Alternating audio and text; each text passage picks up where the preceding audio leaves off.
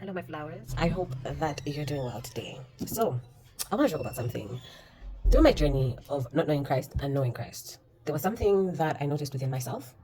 I noticed that for a long time, because of how my parents are and who they are, I just wanted to be picked. I just wanted to be chosen. So pick me. Choose me. Love me. And so I thought I was an expert in that field of endurance, of resiliency, not realizing that I was actually running away from choosing myself and allowing myself to acknowledge and accept that I was chosen by God. I can't manage. You can manage. Yeah, I can't manage. Yeah. And so when I meet the young girlies who, are also on that journey, I notice that it's always a battle about being picked when you really come down to it, right? And so I'm always like, hey, let's try choose ourselves because I know the experience. And they're always like, well, I would rather have another person choose me. Stop. What do you mean by that? So it makes me wonder, why is it so hard for people to allow themselves to be chosen by themselves or by God? And I get it. You don't see God. You can feel God. Of course, it is a process to get there, but you can see yourself.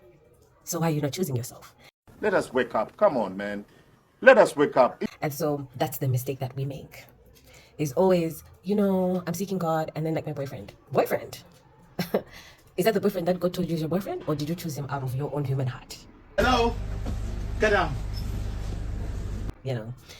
In my time of going through this journey, I realized that there were many instances where when a man was involved, God said, Not on my watch.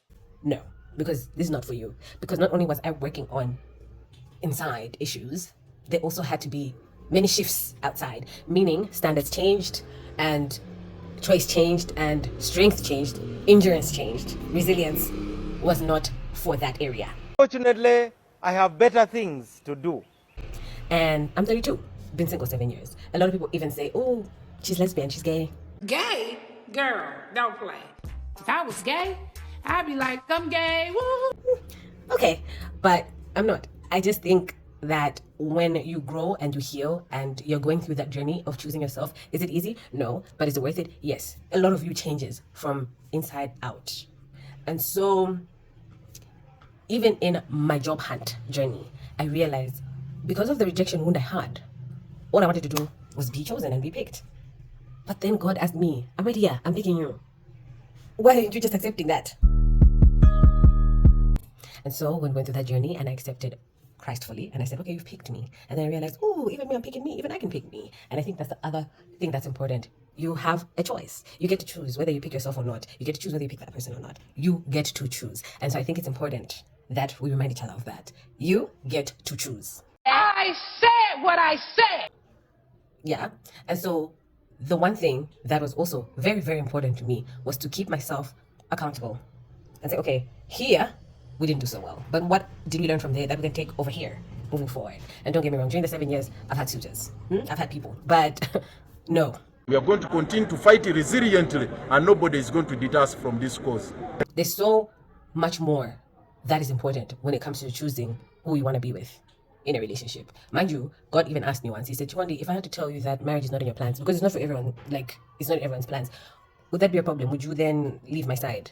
What would life look like for you if that was not the case? My friend, why are you asking me a simple question like that? If society never told you that that's how you're supposed to do life from primary school, high school, college, then they assume you meet your man in college or partner in college, and then kids, yeah. And I said, you know what, God, that's true. So you can't live your life waiting for somebody who might never show up or who might not show up right now. So I think that is something that we should all think about and something we should all deep and work towards when it comes to how we live our lives. Are you living your life for you, or are you living for other people? Are you living to pick yourself, or are you picking other people to live for? Let's use our head, not our stomachs.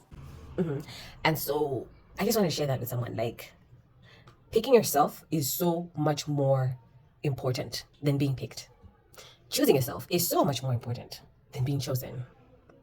I have had my instances where after I grew in Christ, I had an instance where it came down to choices. And just when I was about to enjoy, God said no. And I even said, oh, girl, no, you're past this. And I said, you know what? I pick me. I am stating it here categorically. I will never. Simple and clear. You can't stop reggae. So it's a hard journey, but it doesn't mean you can't get through it. You can. You will. You can. You can, trust me. And I think I'll even make an event where we can all just come together, well, a select few, and vent about something, and then see how in that area we can choose ourselves and keep it pushing. Because God have mercy upon us. yeah. But anyways, have a lovely rest of your day. I love you, my flowers.